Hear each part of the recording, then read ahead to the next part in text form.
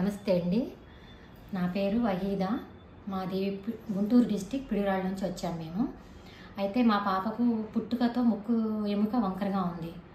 తనకు అలా ఉన్నప్పుడు జలుబు చేసినప్పుడు కొంచెం శ్వాస తీసుకోవడం ఇబ్బందిగా అనిపిస్తుంది. అయితే మాకు అది తెలియదు, కానీ కొన్ని రోజుల తర్వాత మాకు తెలిసిన వ్యక్తి ఇలా గుంటూరు హాస్పిటల్లో ఇలా చూపించండి అని అంటే అప్పుడు అడ్రస్ తెలుసుకొని మేము మొత్తం ఇన్ఫర్మేషన్ తీసుకొని ఈ అమేజ్మెంట్ స్పాకి వచ్చాము.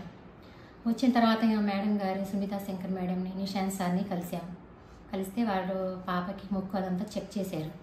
చెక్ చేసిన తర్వాత సర్జరీ చేస్తే మొత్తం సెట్ అయిపోయింది, బాగుంటుంది అని చెప్పాక అడ్వైస్ ఇచ్చారు. సరే అని మేము కాస్ట్ ఎక్కువ ఇద్దు అని భయపడ్డాం, కానీ మాకు తక్కువ కాస్ట్లోనే చేస్తామని చెప్పారు. అయితే తర్వాత ఒక 4 రోజుల తర్వాత సర్జరీ చేశారు. సర్జరీ చేసినాక ఇప్పుడు 1 మంత్ అవుతుంది. సర్జరీ అయిపోయినాక పాపకి ఇప్పుడు ముక్కు కూడా స్ట్రైట్గా ఉంది, ఎముక కూడా బాగుంది, గాలి కూడా బాగా ఆడుతుందని చెప్పింది పాప. సర్జరీతో మాకు చాలా ఆనందంగా అనిపించింది. మాకు సర్జరీ ఖర్చులు కూడా చాలా తక్కువలోనే చేశారు సార్ గారు, మేడం గారు. అయితే స్టాఫ్ కూడా బాగా ఎంకరేజ్ చేశారండి మాకు. ఇప్పుడు పాపకి ముక్కు కూడా బాగుంది, దానివల్ల గాలి కూడా బాగా ఆడుతుంది పాపకి. మాకు ఇక్కడ నుంచి అంత దూరం నుంచి ఇక్కడికి వచ్చినందుకు మాకు బాగా సర్జరీ కూడా మంచి అందుబాటులో మాకు ఖర్చులు మిగిలాయి. మాకు చాలా ఆనందంగా ఉంది.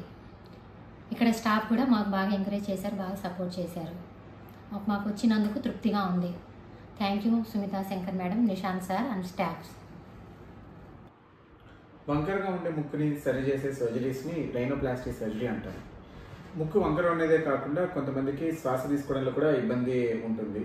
అంటే శ్వాస తీసుకోవడం కామన్గా ఈ మధ్యలో ఉండే ఈ సన్నటి ఎముక పక్కకి తిరగడం వల్ల డీవియేటెడ్ నాసిల్ సెప్టమ్ వల్ల ప్రాబ్లమ్స్ ఉంటాయి. దాన్ని కరెక్ట్ చేస్తే మనం దాన్ని సెప్టోప్లాస్టీ సర్జరీ అని అంటాం అనమాట.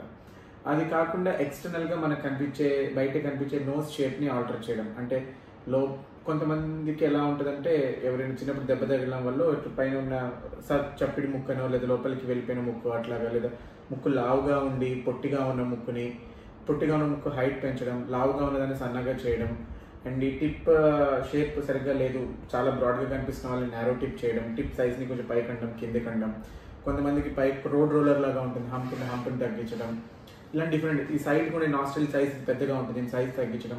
సో డిపెండ్స్ ఆన్ పేషెంట్ కన్సర్న్ని బట్టి మనం చేస్తాను రైనోప్లాస్టీ అంటాం. ఇప్పుడు లోపల మన బ్రీదింగ్ ఇష్యూస్ కూడా ఇంప్రూవ్ కలిపి చేసే సర్జరీస్ని సెప్టో రైనోప్లాస్టీస్ అని అంటాం.